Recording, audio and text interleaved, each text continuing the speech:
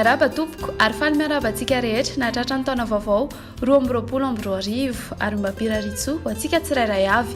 Ity indray ny fandaharana voalohany amin'ity taona ity momba ny vinanton'ny taona na antsoina koa hoe prévision saisonnière ho an'ny volana janoary hatramin'ny volana martsa 2024. Anaty aty fahavaratra isika izao ary toy izao ny mpamaritra ny toetrandro maneran-tany.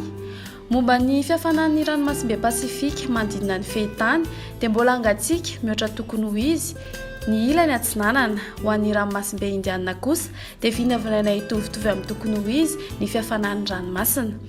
Raha any atsimon'ny ranomasimbe Indiana kosa dia vinavinaina hafana kokoa ny maripan'ny ilany andrefana raha oharina amin'ny ilany atsinanana.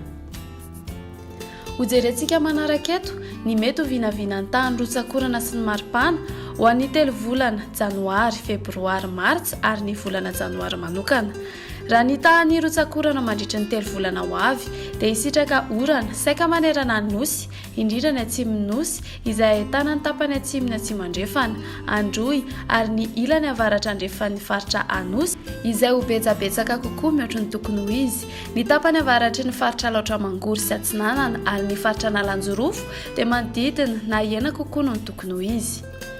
Raha ho an'ny volana janoary manokana kosa, hisitraka orana saika manerana ny nosy, indrindra ny tapany atsimo sy avaratry ny nosy, izany hoe ny amin'ny faritry Diana, atsinanany Sofia, ny faritry Boeny, ny tapany atsimony atsimo andrefana, androy ary ny faritra anosy izay ho betsaka kokoa mihoatra ny tokony ho izy. Raha ny momba ny maripana ho an'ny 3 volana janoary, febroary, martsa dia hafana kokoa mihoatra ny tokony ho izy ny saika manerana ny nosy, afa-tsy ny tapany atsimo izay ahitana ny faritra androy, ny tapany atsimon'ny faritra Iorombe sy atsimo andrefana ary ny faritra anosy. Toy izay ihany koa ny maripana ho an'ny volana janoary, izany hoe hafana kokoa mihoatra ny tokony ho izy saika manerana ny nosy, afa-tsy ny tapany atsimo izay ahitana ny faritra androy, ny tapany atsimon'ny faritra Iorombe sy atsimo andrefana ary anosy.